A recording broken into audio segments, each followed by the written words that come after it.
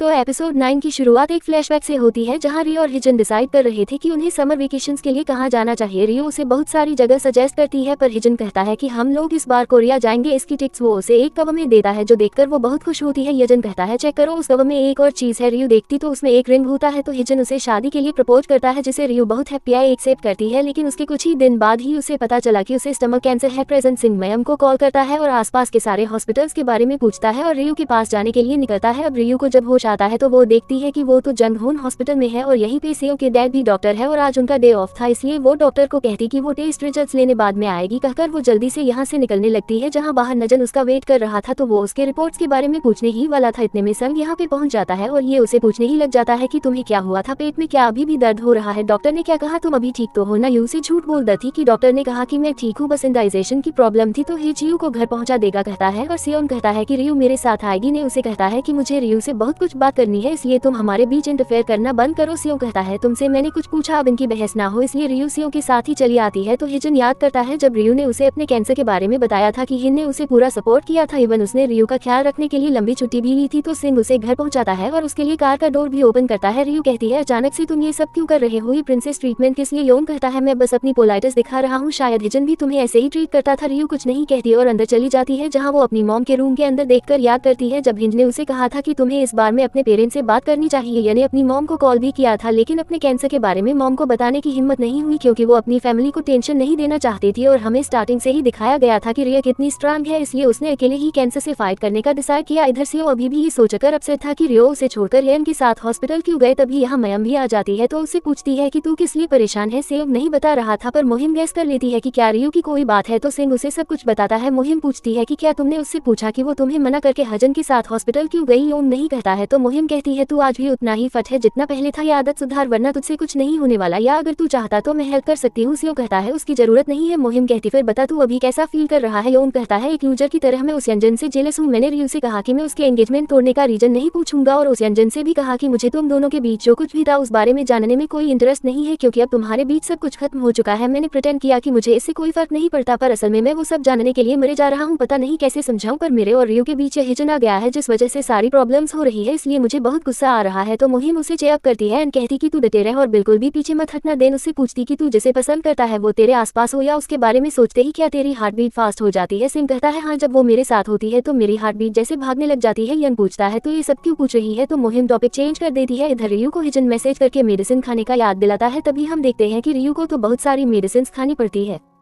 सिंह अपने घर के बाहर से ही रियो के रूम की ओर देखकर उसे गुड नाइट विश करता है। अगले दिन री कुकिंग क्लास के लिए जा रही थी। उसके डैड या भाई कोई भी उससे बात नहीं कर रहा था। मॉम कहती है मुझे तुम्हारी कुकिंग क्लास से कोई प्रॉब्लम नहीं है, तुम वो क्लास कर सकती हो, शादी के बाद काम आएगा ही, पर मैं और तुम्हारे डैड तुम्हें खाना बनाने का काम करते हुए नहीं देख सकते इसलिए अभी जो करना है करो, पर फिर एक अच्छा सा जॉब कर लेना और यूएस नहीं जाने का मन है तो मत जाना, अच्छा सा कोई जॉब देकर शादी करके यहीं पे सेटल हो जाना। उन्हें कह दी कि मुझे अब कोई जॉब नहीं करना है, जो करना है कुकिंग से ही करना है, पर मम फिर से जॉब के पीछे पड़ जाती है इसलिए डी गुस्से में बाहर चली आती है। बाहर से यंग उसका वेट कर रहा था जो उसे अपने साथ खाना खाने ले आता है जहां वो रियो के लिए पॉरेज ऑर्डर करता है क्योंकि ये खाना अभी उसके लिए अच्छा होगा। अब रियो को ये खाना खाने में इंटरेस्ट नहीं था पर उसे बहुत अच्छा लगता है इसीलिए वो पूरा खा लेती है। लेकिन इतना खाना खा लेने की वजह से उसे डंपिंग सिंड्रोम आ जाता है इसलिए वो बाथरूम चली जाती है क्योंकि स्टमक कैंसर की वजह से उसके पेट का 70 पर निकाल लिया गया था और जो 30 पर बचा था उसके लिए वो ज्यादा खाना नहीं खा सकती थी क्योंकि उसके पेट में जगह ही नहीं है इसलिए वो बहुत कम खाती है और ड्रिंक्स अवॉइड करती है। इधर दजन को इंस्टाग्राम 2 पाउडर का जो कि कोई लोकल अनवेरिफाइड प्रोडक्ट था पर दजन पैसों के चक्कर में प्रमोशन करने जा रहा था, लेकिन ऐसा करते हुए जिम ओनर ने उसे देख लिया इसीलिए उसे जिम से ही निकाल दिया क्योंकि वो ऐसे बिना वेरीफाइड प्रोडक्ट को प्रमोट करने जा रहा था। इधर सियो के घर पे अचानक से कुछ टूटने की आवाज आती है। ममा करा देखती तो वॉशिंग मशीन का कांच टूट गया था, उनका पैर कांच में पड़ने वाला था पर सियो की डर आकर उन्हें बचा लेते हैं। सियो की मॉम तो उन्हें देखते ही रह जाती है। कांच की सफाई करते हुए उनके पैर में कट लग जाता है, उनकी वाइफ पैर में फर्स्ट एड कर देती है। देन वो साथ में रमन खाने के लिए उन्हें रुकने के लिए कहती है। दोनों साथ में रमन खाते हुए अपने पुराने दिनों के बारे में याद करने लगते हैं। देन सियो रिफ के लिए कुछ मेडिसिन ला देता है और ऑफिस के लिए निकलता है। अपने केबिन में आकर देखता है कि म्यंग तो उसका रखा हुआ मिल्क शेक पीने वाला था तो वो भागकर आकर उसे वो देने के लिए कहता है। म्यंग कहता है सिर्फ एक मिल्क शेक ही तो है, तुम इतना पैनिक क्यों हो रहे हो? सियो कहता है कि इसी मिल्क शेक पर मेरी लाइफ टिकी हुई है, ये बोलकर वो उसे छीन लेता है। योन कहता है क्या बकवास कर रहे हो, इससे पहले तुमने कहा था कि रिया के दिए हुए प्लांट पर हमारी कंपनी की सक्सेस डिपेंड करती है। ये बोलकर वो जैसे ही प्लांट की ओर देखता है शॉक्ड हो जाता है एंड कहता है कि वो प्लांट तो मुरझा रही है, जिसे देख सिंह उसे लेकर जल्दी से एक प्लांट शॉप में आता है और इस प्लांट को ठीक करने के लिए कहता है। इधर यू कुकिंग क्लास के बाद बहुत ही हैप्पीली बाहर आती है। दोस्तों उससे बातें करते हुए अभी वो सामने यंजन को देखती है जो उसका वेट कर रहा था, तो दोनों बात करने के लिए पार्क में जाकर बैठते हैं। अंजन कहता है कि तुम्हें ऐसे ब्यूटीफुली हंसते हुए देखकर ऐसा लगा जैसे तुम अपने पुराने सेल्फ में वापस चली आए हो। यू पूछती है मैं पहले कैसी थी। अंजन बताता है तुम पहले बहुत ब्राइट, पॉजिटिव और एनर्जेटिक थी। देन उसे एक कवर देता है जिसमें लॉस एंजलिस की कुकिंग स्कूल की डिटेल्स थे। रंजन कहता है कि मैंने पिछली बार तुम्हें इसी कुकिंग स्कूल के बारे में बताया था, अगर तुम इसे स्टार्ट करना चाहती हो तो मैं चाहूंगा कि तुम सही रास्ता चुनो ताकि तुम ना गिर। देन उसे कहता है कि कवर के अंदर एक और चीज है। रियो देखती तो उसमें उनकी एंगेजमेंट रिंग होती है। इसे रियो उनकी एंगेजमेंट तोड़ने के बाद वहीं छोड़कर आ गई थी। अंजन कहता है कि जिस तरह तुमने फिर से अपने ड्रीम को ढूंढा, एक नई शुरुआत की, उसी तरह हमें भी एक नई शुरुआत करनी चाहिए क्योंकि मैं तुम्हारे साथ रहना चाहता हूँ, तुम्हें सपोर्ट करना चाहता हूँ। जो सुंदर उस रिंग को पहनती है और आसमान की ओर हाथ करके देखने लगती है। अब उसका जवाब क्या होता है ये हमें अभी दिखाया नहीं जाता। सियो घर आ रहा था, तभी रास्ते में रियो उसकी ओर एक आइसक्रीम फेंक है तो दोनों ग्राउंड में आकर आइसक्रीम खाते हैं और आसमान में तारों को देखने लगते हैं। सिम उसे कल के बारे में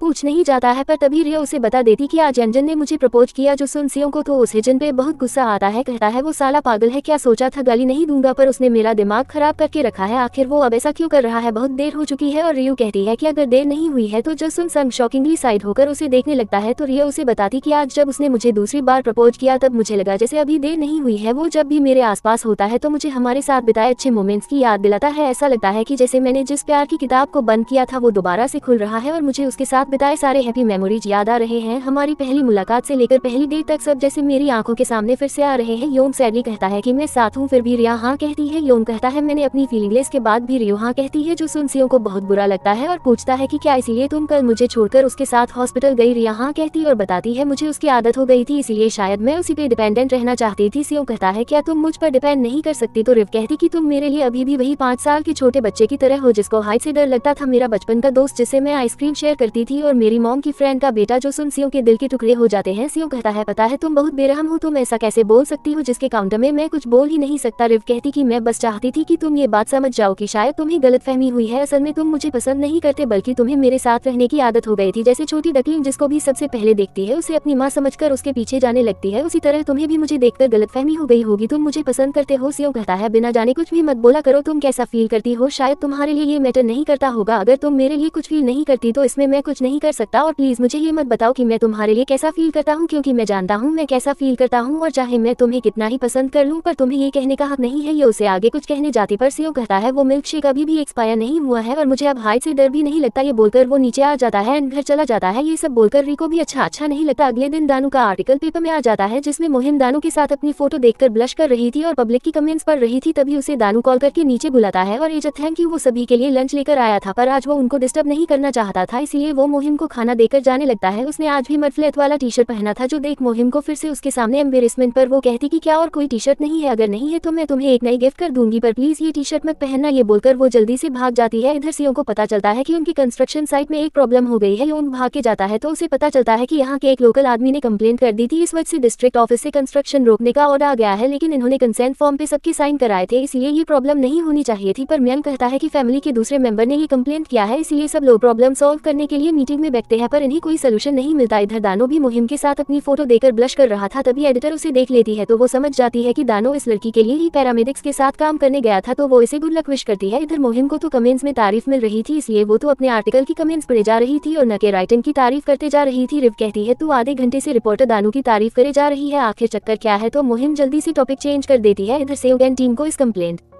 की वजह से बहुत प्रॉब्लम्स फेस करनी पड़ती है जिस वजह से सियों को काफी स्ट्रेस हो जाता है, तो उसे ऐसे अपसेट देकर रियो की मम उसे घर पे खाने के लिए बुलाती है। सिम कहता है कि आप मुझसे गुस्सा नहीं हो की बातें छुपाने के लिए। रीव की मम कहती कि इसमें तुम्हारी कोई गलती नहीं थी इसलिए मैं भला तुमसे क्यों नाराज रहूंगी। फिर भी सियांग उनसे सॉरी कहता है एंड बताता है कि रियो कुकिंग को लेकर सच में सीरियस है इसलिए प्लीज आप उस पर भी गुस्सा मत करना। रियो की मम को मीटिंग के लिए देर हो रही थी इसलिए वो चली जाती है। सीएम को खाना खत्म करके ही जाने को कहती है। थोड़ी देर बाद रियो अपने रूम से नीचे आती है, दोनों को ही पता नहीं था कि दोनों यही है। रियो को थोड़ा ऑकवर्ड लगता है पर उससे पूछती कि मेरी मॉम कहाँ है। सेव बताता है वो मीटिंग में गई है, तो रियो वापस अपने रूम में जाने लगती है। सेव कहता है क्या तुम मुझे अवॉइड कर रही हो। रियो वापस आकर किचन में आती है और कहती है नहीं तो मैं किचन में कुछ पीने आई थी पर भूल गई थी। देन वो सियो से कहती कि तुम्हें वो मिल्क शेक फेंक देनी चाहिए। जो सुन सियो को अगेन बुरा लगता है, वो कुछ कहता उससे पहले ही रियो कहती है कि मैं एडवांस में अपना जवाब दे रही हूँ, तुम मेरे लिए एक फ्रेंड से ज्यादा और कुछ नहीं हो सकते। ये बोलकर उसे सॉरी कहती है। जी सुने अगेन सियो का हॉट ब्रेक हो जाता है और फिर भी सिम उससे पूछता है कि क्या तुम एक और बार इस बारे में नहीं सोचोगी। इसका यू साफ साफ ना जवाब देती है और कहती कहती है कि कुछ दिन के लिए हमें ऑकवर्ड लगेगा पर इतनी छोटी बात के लिए हमारी दोस्ती नहीं टूटेगी। ये बोलकर वो जाने लगती है तो सियो कहता है दोस्ती अब ऐसा कुछ नहीं है। तो रिया ये सुनकर अपने रूम में चली जाती है और सियो से बैठा रह जाता है। रियू को अगेन ये बोलकर अच्छा नहीं लगा था। देन हमें एक फ्लैशबैक दिखाया जाता है। रियू की सर्जरी के बाद वो धीरे धीरे ठीक हो रही थी और हिजन उसका पूरा साथ दे रहा था। ये रियू भी काफी खुश थी पर री की केमोथेरेपी चल ही रही थी और 70 पर स्टमक निकालने की वजह से उसे अपने खाने पीने का और अपना कुछ ज्यादा ध्यान रखना पड़ता था। पर हिजन साथ था इसलिए वो बहुत खुश थी। पूरी तरह से ठीक होने के बाद वो दोनों कई सारी जगह घूमने जाएंगे ये डिसाइड करते हैं। अब रियू ने 1 साल का लीव लिया था और घर पे रहकर वो बोर हो रही थी इसलिए वो फिर से ऑफिस ज्वाइन करती है जिससे उसे फिर से स्ट्रेस होने लगते हैं कि सन गैंग उसे झूठ बोलवा कर काम करवाते थे फिर पीठ पीछे उसकी ही बुराई करते थे। ऊपर से तबीयत भी उसकी बिगड़ रही थी। इन सब से वो डिप्रेशन में चली गई थी। एक टाइम ऐसा आया था जब रियू गुमसुम होकर घर में बंद रहती थी। कहीं बाहर जाने का उसका मन नहीं करता था। यंजन उसे मूड ठीक करने के लिए एक पार्टी में चलने के लिए कहता है पर रियू मना कर देती है इसलिए नजन भी नहीं जाता। लेकिन रियू की वजह से अब नजन बोर हो गया था इसलिए वो रियू को इग्नोर करने लगा। उसके कॉल्स बैक नहीं करता था इसलिए एक दिन वो अकेले पार्टी में गया था। रियू भी उसे ढूंढते हुए वहां पहुंच गई थी तो वो हिजन को वहां एक लड़की के साथ देखती है। उसे लगा वो किस कर रहा था और योंजन सिर्फ उस लड़की की आंखों में लेंस लगा रहा था। अब उसके ऐसे अचानक आने से योंजन बहुत गुस्सा होता है और अपने कलीग्स के सामने बहुत ह्यूमिलिएट फील करता है इसीलिए वो रियू पे बहुत गुस्सा करता है और उसे कुछ भी कह देता है क्योंकि रियू के कैंसर और डिप्रेशन की वजह से उन्होंने साथ में अच्छा टाइम ही स्पेंड नहीं किया था जिसे लेकर वो रियू को बहुत कुछ कह देता है जिस वजह से रियू बहुत हर्ट फील करती है और इसलिए उसने शादी तोड़ दी थी। देन आज का फ्लैशबैक दिखाया जाता है जब हिजो ने उसे दोबारा प्रपोज किया। अब रियू कहती है कि हमारा रिलेशन ठीक नहीं हो सकता। इंजन उसे सॉरी कहता है पुरानी बातों के लिए। रियू कहती है उसकी जरूरत नहीं है, तुमने अपना बेस्ट ट्राई किया, मुझे बहुत सपोर्ट किया पर अब ये सब मेरे लिए बहुत ज्यादा हो जाएगा। तुम जानते हो ये कैंसर किसी भी साल वापस आ सकता है इसलिए मैं हमेशा परेशान रहूंगी। इस बारे में सोचकर भले ही मैं 5 साल तक ठीक रहूं पर शायद ही मैं पूरी तरह से ठीक हो सकती हूँ। पता नहीं कब मुझे क्या हो जाए। इसी बारे में सोचकर मुझे डर डर के अपनी आगे की जिंदगी गुजारनी है इसलिए अब मुझे प्यार नहीं चाहिए, बस मैं अपने ड्रीम के साथ जिंदगी जी लूंगी। ये बोलकर वो उसका प्रपोजल ठुकरा देती है। तो अब कमिंग बैक टू प्रेजेंट,